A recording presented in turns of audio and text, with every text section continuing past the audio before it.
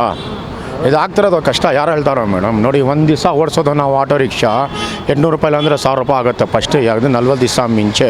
ಇವತ್ತು ಏನಾಗಿದೆ, ಇರಾನ್ ಅಮೇರಿಯಾಗೆ ಜಂಗ್ ಆಗಿಬಿಟ್ರೆ ಇವತ್ತು ಗ್ಯಾಸೇ ಕಷ್ಟ ಆಗ್ತಾರೆ. ಅದು 120 ರೂಪಾಯಿ ಅಂದರೆ 110 ರೂಪಾಯಿ ಗ್ಯಾಸನ್ನು ಹಾಕಿ ಓಡಿಸೋದು, ಮೇಂಟೆನೆನ್ಸ್ ಮಾಡೋದು ಹೆಂಗೆ, ಮನೆಗೆ ತೊಗೊಂಡೋಗೋದು ಹೆಂಗೆ, ಇದನ್ನು ನಾವು ಮೇಂಟೆನೆನ್ಸ್ ಮಾಡೋಕ್ಕೆ ಆಗ್ತಾಯಿಲ್ಲ ಮೇಡಮ್. ಭಾಳ ಕಷ್ಟ ಆಗಿದೆ ಗ್ಯಾಸ್ಗೆ. ಒಂದು ದಿವಸ ನಾವು ಟೈಮ್ ವೇಸ್ಟು, ಬೇರೆ ಗ್ಯಾಸ್ಗೆ ಟೈಮ್ ವೇಸ್ಟು. ರೋಡ್ನಲ್ಲಿ ಬಿಸ್ನೆಸ್ ಇಲ್ಲ. ಒಂದು ಮಾತೆಂದರೆ ಗ್ಯಾಸ್ ಸಿಗ್ತಾ ಇಲ್ಲ. ಒಂದು ಮಾತು, ರೋಡ್ನಲ್ಲಿ ಬಿಸ್ನೆಸ್ ಇಲ್ಲ. ಭಾಳ ಕಷ್ಟ ಆಗಿದೆ. ನಮ್ಮ ಆಟೋ ರಿಕ್ಷಾ ಡ್ರೈವರ್ ಅವರಿಗೆ ಯಾರು ರಿಕ್ಸ್ ತೊಗೊಳೋಕ್ಕೆ ಯಾರೂ ಇಲ್ಲ. MLA ಇದ್ದಾರಾ, ಕೌನ್ಸಿಲರ್ ಇದ್ದಾರಾ, ಸಿದ್ದರಾಮಯ್ಯ ಇದ್ದಾರಾ, ಯಾರಿದ್ದಾರಾ, ಎಲ್ಲರೂ ಇದ್ದಾರೆ. ಯಾರೂ ರಿಕ್ಸ್ ತೊಗೊಳ್ಳಲ್ಲ ನಮ್ಮ ಆಟೋ ರಿಕ್ಷಾ ಅವರು. ಓಡಿಸ್ಕೊರಿ, ಅವ್ರ ಜೀವನ ಮಾಡಿಕೊಡಿ ಅಷ್ಟೇ ಹೇಳ್ತಾರೆ. ಅದು ಯಾರ್ದು ರಿಕ್ಸ್ ನಮ್ಮದು ಯಾರ್ದು ತೊಗೊಳ್ಳಲ್ಲ. ಆಗ್ತಿರೋದು ಕಷ್ಟ ನಮಗೆ, ಕಷ್ಟ ಇಲ್ಲ ಅವ್ರಿಗೆ ಆಗ್ತಾಯಿಲ್ಲ, ಕಷ್ಟ ನಮಗೆ ಆಗ್ತಾರೆ. ಇದು ಬಿಸಿನಲ್ಲಿ ಓಡಿಸಿ ಆಟೋ ರಿಕ್ಷಾ ಒಂದು ಸತಿ ಓಡಿಸಿ ನೋಡಿ, ಗೊತ್ತಾಗುತ್ತೆ ಯಾರಿಗೆ. ಬಿಸಿನಲ್ಲಿ ಓಡಿಸಿ ಗೊತ್ತಾಗುತ್ತೆ. ಎಷ್ಟಾಗ್ತಾಯಿದೆ ನಮ್ಮ ಆಟೋ ರಿಕ್ಷಾಗೆ. ಒಂದು ದಿವಸ ನಮಗೆ ಟೈಮ್ ಆಗ್ತಾಯಿದೆ, ಓಡ್ಸೋಕೆ ಆಗ್ತಾಯಿಲ್ಲ. ಯಾರೋ ರಿಕ್ಸ್ ತೊಗೊಳ್ತಾ ಇಲ್ಲ ನಮ್ಮದು. ಯಾರು ಬೆಳಗ ಇಲ್ಲ. ಓಟ್ ಹಾಕಿದ್ರೆ ಮನೆ ಹತ್ರ ಬರ್ತಾರೆ ಮೇಡಮ್. ಓಟ್ ಬೇಕಾ ಅಂದರೆ ದುಡ್ಕೊಂಡು ಮನೆ ದುಡ್ಕೊಂಡು ಬಂದು ಓಟ್ ಹಾಕ್ತಾರಲ್ಲ. ಹಾಗಂದ್ರೆ ಆಟೋ ರಿಕ್ಷಾ ಡ್ರೈವರ್ದು ರಿಕ್ಸ್ ತೊಗೋಬೇಕಲ್ಲ. ಓಟ್ಗೆ ಬೇಕಂದರೆ ಮನೆ ಹತ್ರ ಬರ್ತೀರಾ, ಆವಾಗಲ ನಾವು ಕಾಣಿಸೋದು ಯಾರೋ ಪಬ್ಲಿಗವರು, ಓಟವರು ಕಾಣಿಸೋದು. ಆವಾಗಲ ಯಾರೋ ಕಾಣಿಸಲ್ಲ. ನಮ್ಮ ಕಷ್ಟ ಯಾರೋ ಆವಾಗಲ ಕಾಣಿಸಲ್ಲ. ಓಟ್ಗೆ ಬೇಕಂದರೆ ಎಲ್ಲರೂ ಮನೆ ಬರ್ತಾರೆ. ಕಾಂಗ್ರೆಸ್ ಪಾರ್ಟಿ ಇರಲಿ, BJP ಪಾರ್ಟಿ ಇರಲಿ, JDS ಪಾರ್ಟಿ ಇರಲಿ, ಯಾರನ್ನ ಬರ್ತಾರಾ? ರಿಕ್ಸ್ ತೊಗೊಂಡಾರ ಆಟೋ ರಿಕ್ಷಾ ಅವ್ರದ್ದು. ನಮ್ಮದೇ ಕಷ್ಟ ನಾವೇ ಬೆಳಿಬೇಕು. ನಮ್ಮದೇ ಕಷ್ಟ ನಾನೇ ಮಾಡಬೇಕು, ನಾವೇ ಮಾಡ್ಕೊಳ್ಬೇಕು. ಇವತ್ತು ಒಂದು ದಿವಸ ನಮಗೆ ಟೈಮ್ ವೇಸ್ಟ್. ಬಂದಿದ್ದು ಎಷ್ಟು ಗಂಟೆಗೆ? 6 ಗಂಟೆ ಬಂದಿದ್ದು. ಇವತ್ತು ಟೈಮ್ ವೇಸ್ಟ್ ಆಯಿತು. 11:30 ಆಗ್ತಾಯಿದೆ. ಏನು ದುಡಿಯೋದು ನಾವು ಹೇಳಿ? ಗ್ಯಾಸ್ ಹಾಕೊಂಡು ದುಡಿಬೇಕಾ ಅಂದರೆ ಬೇಕಾ? ಇದು 110 ರೂಪಾಯಿ ಗ್ಯಾಸು. ಹೆಂಗೆ ಮೇಂಟೆನೆನ್ಸ್ ಆಗುತ್ತೆ ಮೇಡಮ್ ಹೇಳಿ ನೀವು? ಎಲ್ಲ ಒಂದು ಜಾಗ ಒಂದೊಂದು ರೇಟ್ ಐತೆ. ಒಂದು ಜಾಗ 120, ಒಂದು ಜಾಗ 110, ಒಂದು ಜಾಗ ಬಂದ್ರಿ 100 ರೂಪಾಯಿ, 90 ರೂಪಾಯಿ. ಮೇಂಟೆನೆನ್ಸ್ ನಮಗೆ ಆಗಲ್ಲ ಮೇಡಮ್. ಇಷ್ಟು ರೇಟ್ ಜಾಸ್ತಿ ಮಾಡಿದೆ. ಫಸ್ಟ್ ಮುಂಚೆ ಬಂದು 55 ರೂಪಾಯಿ ಇದ್ದಿದ್ದು 110 ರೂಪಾಯಿ. ನಾವು ಗ್ಯಾಸ್ ಆಗಿದ್ರೆ 2 ಲೀಟ್ರ್ ಗ್ಯಾಸ್ ಬರುತ್ತೆ ನಮಗೆ. ಒಂದು ದಿವಸ ನಾವು ಓಡಿಸ್ಬೋದು. ಕರೆಕ್ಟಾ? ಹೌದು. ಇಲ್ಲ ಅಂದರೆ ತಳ್ಕೊಳ್ಬೇಕು. ತಳ್ಳಿ ಇದು ಹಾರ್ಟ್ ಎಫೆಕ್ಟು. ಇಲ್ಲ ಅಂದರೆ ಕೈ ಕಾಲು ನೋವು. ಮೇಡಮ್, ಇದು ಬಂದು ಸಿಂಗಲ್ ಪಿಲ್ಲರ್ ಆಟೋ. ಇದು ಹಲ್ಕ ಇರುತ್ತೆ, ತಳ್ಳಕ್ಕಾಗುತ್ತೆ. ನಮ್ಮದು ಆಪೇಸಿಟಿ ಗಾಡಿ, ತುಂಬ ವೈಟ್ ಗಾಡಿ ನಮ್ಮದು. ತಳ್ರೆ ಏನಾಗುತ್ತೆ ಗೊತ್ತಾ? ಹಾರ್ಟ್ ಎಫೆಕ್ಟ್ ಆಗುತ್ತೆ. ಆಮೇಲೆ ಏನಾನ ಆಗಿಬಿಟ್ರೆ ಹೇಳೋಕ್ಕಾಗಲ್ಲ. ಅದೇ ಹೌದು ಹೌದು. ಹಾಂ, ವಯಸ್ಸಿಲ್ಲದವರು ಇದ್ದಾರೆ. ಕರೆಕ್ಟ್, ವಯಸ್ಸಿಲ್ಲವರು ಇದ್ದಾರೆ. ತಳ್ಳಕ್ಕೂ ಆಗಲ್ಲ ಗಾಡಿ. ನಾವು ಎಷ್ಟು ನಮ್ಮದು ಡ್ರೈವರ್ಗೆ ನಾನೇ ಟೋ ಮಾಡ್ತೀನಿ. ಕಷ್ಟ ನೋಡೋಕ್ಕೆ ಆಗಲ್ಲ. ತಳ್ಕೊಂಡು ಹೋಗಿದ್ರೆ ಕಷ್ಟ ನಮಗೆ ಆಗಲ್ಲ. ನಾ ತಳ್ಕೊಂಡ್ರೆ ನಮಗೆ ಯಾರೂ ಹೆಲ್ಪ್ ಮಾಡಲ್ಲ. ನಾ ಬೇಕಂದ್ರೆ ಅಯ್ಯೋ ಅಂತೀನಿ, ಅಯ್ಯೋ ಅವ್ನು ತಳ್ಕೊಂಡು ಹೋಗ್ತಾ ಇದ್ದಾನೆ ಸರಿ ಅಂತ ನಾನೇ ಟೋ ಮಾಡ್ತೀನಿ. ಎಷ್ಟು ಆಟೋಗೆ ನಾನು ಟೋ ಮಾಡಿದ್ದೀನಿ, ದುಡ್ದಿಲ್ಲ ನಾನು. 2 ತಿಂಗಳಿಟ್ಟು ನಾನು ಆಟೋಗೆ ಹೋಗಿ. ರಂಜಾನ್ ಹಬ್ಬಗೇನೋ ಹೋಗಿಲ್ಲ. ಇದು ಬಂದರೆ ಗ್ಯಾಸ್ ಎಲ್ಲ ಸಿಗ್ತಾಯಿಲ್ಲ, ಅವಾಗಲಿಂದ ಹೋಗಿಲ್ಲ ಮೇಡಮ್. ಭಾಳ ಕಷ್ಟ ಆಗಿದೆ. ಏನಾದರೂ ಸರ್ಕಾರ ರಿಕ್ಸ್ ತೊಗೋಬೇಕು, ಸರ್ಕಾರನೋ ಸಾಲ್ವ್ ಮಾಡಬೇಕು ಅಷ್ಟೇ.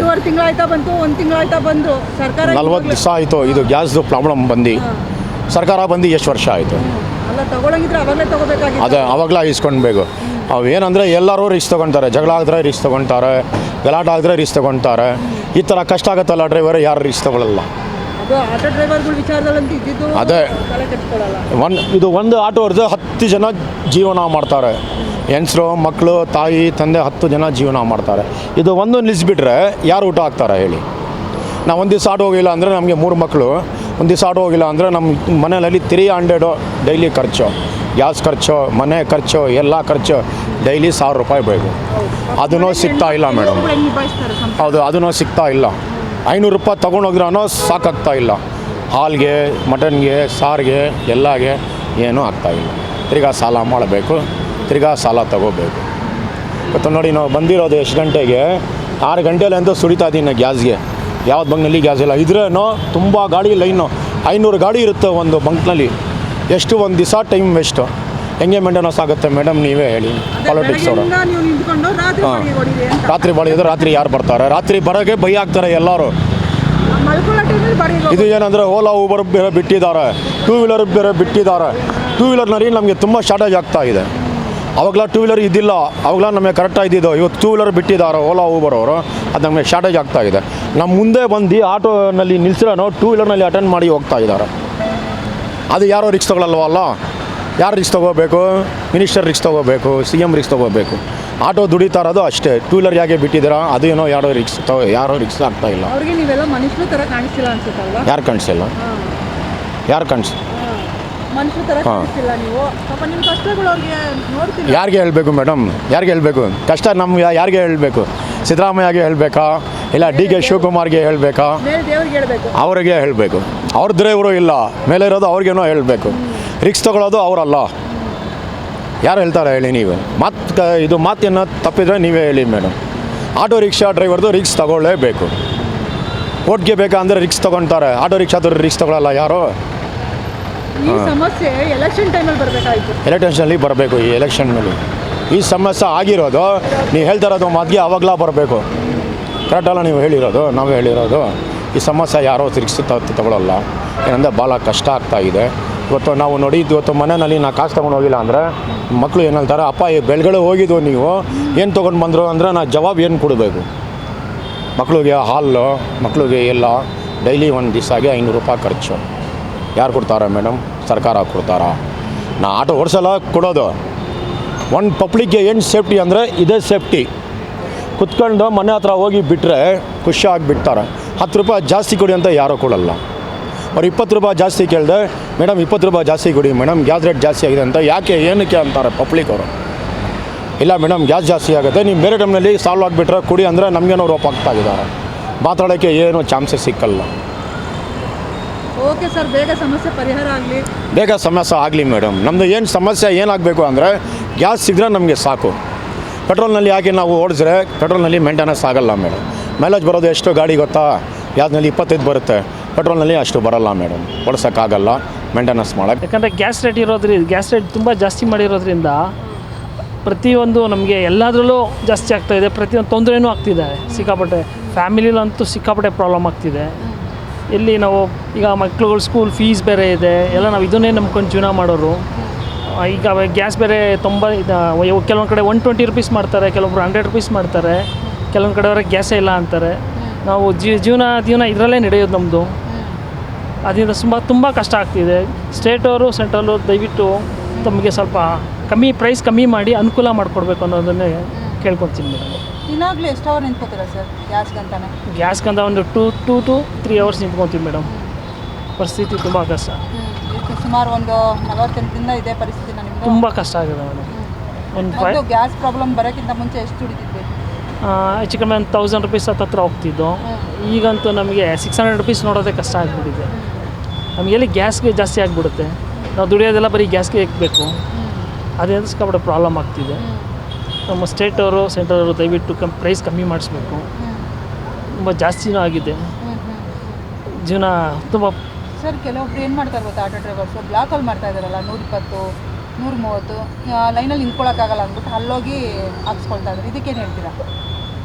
ಆ ಥರ ವಿಚಾರಗಳು ನಾನು ನೋಡಿಲ್ಲ ಮೇಡಮ್. ಸುಳ್ಳು ಹೇಳ್ಬೇಕು, ಗೊತ್ತಿದ್ರೆ ಹೇಳ್ಬೇಕು. ಗೊತ್ತಿದ್ದರೆ ಗೌರ್ಮೆಂಟ್ ಬಂಕಿಗೆ ಬಂದು ಹಾಕ್ಸ್ಕೊಳ್ಳೋದು. ಗೌರ್ಮೆಂಟ್ ಬಂಕಿಗೆ ಹಾಕ್ಸ್ಕೊತೀವಿ. ಕೆಲವೊಂದು ಬಂಕಲ್ಲಿ ಹುಡುಕ್ತೀವಿ, ನಮ್ಗೆ ಆನ್ ಎಲ್ಲನ ಸಿಗುತ್ತೆ ನೋಡ್ತೀವಿ.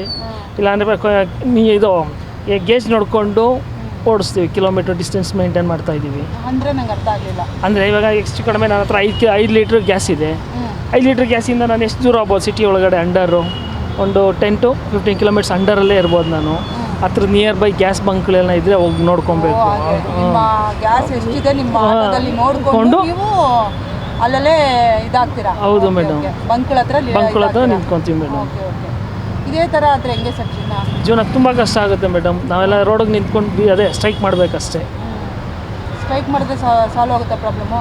ಇಲ್ಲ, ಆಗೋದು ಕೆಲವೊಂದ್ಸಲಿ ಆಗೋದು ಇಲ್ಲ. ಸುಮ್ಮನೆ ಬರೀ ನಮ್ಮಲ್ಲೆಲ್ಲ ಹೇಳ್ತಾರೆ ಅಷ್ಟೇ, ಆಶ್ವಾಸನೆ ಕೊಡ್ತಾರೆ. ಯಾರು ಹೇಳಿರ್ತಾರೆ, ಯಾರು ನಡ್ಕೊಂಡು ಇಲ್ಲ, ಇಷ್ಟೇ ಇಲ್ಲ. ಬರೀ ಭರವಸೆಗಳೇ ಜೀವನ ಆಗ್ಬಿಟ್ಟಿದೆ ಎಲ್ಲರಿಗೂ. ಮಾಡ್ತೀವಿ ಅಂತಾರೆ.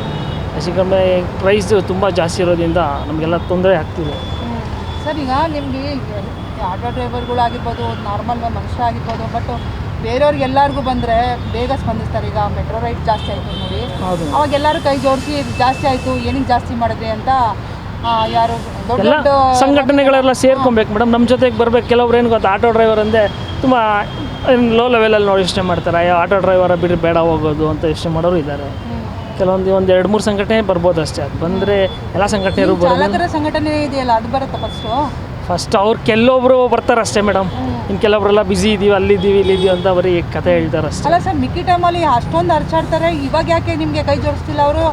ನಿಮ್ಮ ಯೂನಿಯನ್ ಅವ್ರು ಹೇಳೋದು ಗೊತ್ತಂದ್ರೆ ನಮ್ಗೆ ಸೆಂಟ್ರಲಲ್ಲೇ ಸಿಗ್ತಿಲ್ವಲ್ಲ ಸರ್, ಸೆಂಟ್ರಲಿಂದ ಇಲ್ಲಿ ತಾನೇ ಬರೋ ಸ್ಟೇಟ್ಗೆ ಇಲ್ಲೇ ಬರ್ತಿಲ್ಲ, ನಾವೇನು ಮಾಡೋಣ ಅಂತ ಇದು ಅಡ್ಜಸ್ಟ್ ಮಾಡ್ಕೊಂಡು ಹೋಗಿ ಅಂತ ಹೇಳ್ತಾರೆ ಅಷ್ಟೇ.